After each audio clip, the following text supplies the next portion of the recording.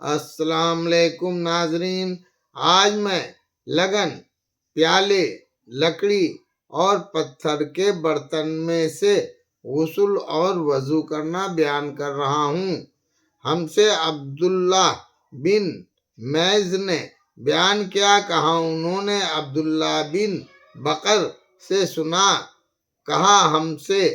حمید نے بیان کیا، انہوں نے انس، اور انہوں نے کہا عصر کی نماز کا وقت آن پہنچا،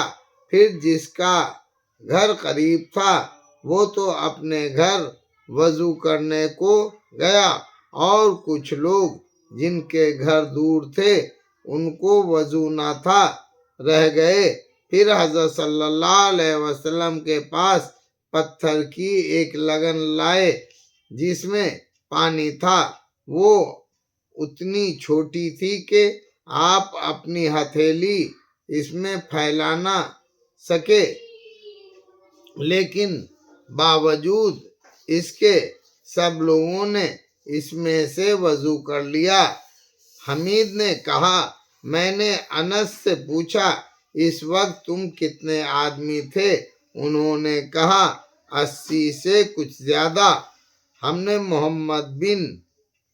علا نے بیان کیا، کہا ہم سے ابو اسامہ نے، انہوں نے بیان کیا، انہوں نے برید سے، انہوں نے ابی بردہ سے، انہوں نے ابو موسیٰ سے کہ حضرت صلی اللہ علیہ وسلم نے پانی کا پیالہ منگوایا، اس میں ہاتھ دھوئے، منہ دھویا اور اس میں کلی کی۔ ہم سے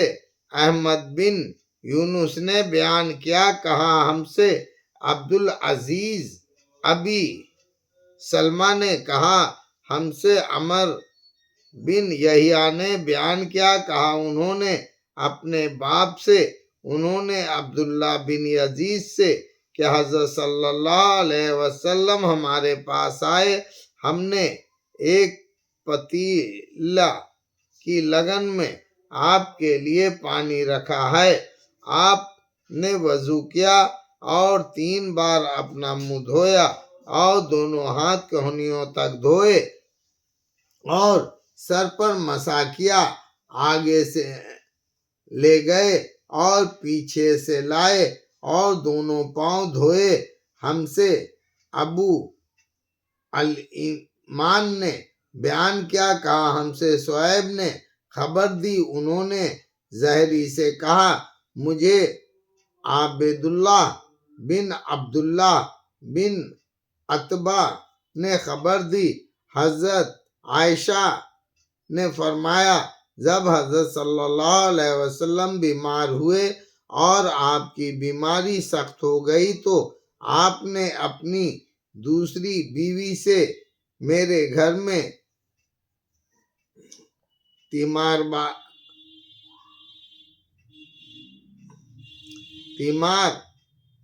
واری ہونے کی اجازت لی، انہوں نے اجازت دی، آپ 2 آدمیوں کے پہنچے میں ان پر ٹیکا دے کر نکلے، آپ کے دونوں پاؤں زمین پر لکیر کرتے ہوئے جاتے تھے، وہ 2 آدمی عباس تھے اور ایک اور شخص عبیداللہ نے کہا، میں نے یہ حدیث عبداللہ بن عباس سے بیان کی، انہوں نے کہا تو جانتا ہے وہ دوسرے شخص کون تھے؟ میں نے کہا میں نہیں جانتا، انہوں نے کہا وہ علی بن ابی طالب تھے، اور حضرت عائشہ بیان کرتی تھیں کہ حضرت صلی اللہ علیہ وسلم جب اپنے گھر یعنی میرے حجرے میں آ گئے اور آپ کی بیماری سخت ہو گئی تو آپ نے فرمایا، مجھ پر ایسی 7 مسکین بہاؤ جن کے اونٹ نہ کھولے گئے ہوں، شاید میں لوگوں کو وصیت کر سکوں۔ پھر آپ کو ام المومنین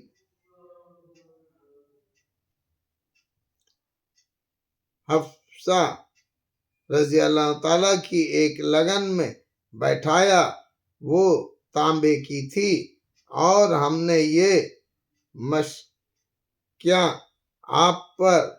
بہانا شروع کیے، یہاں تک کہ آپ ہم کو اشارہ کرنے لگے، بس بس تم اپنے کام پورا کر چکی۔ پھر آپ لوگوں پر برآمد ہوئے۔ اللہ اکبر۔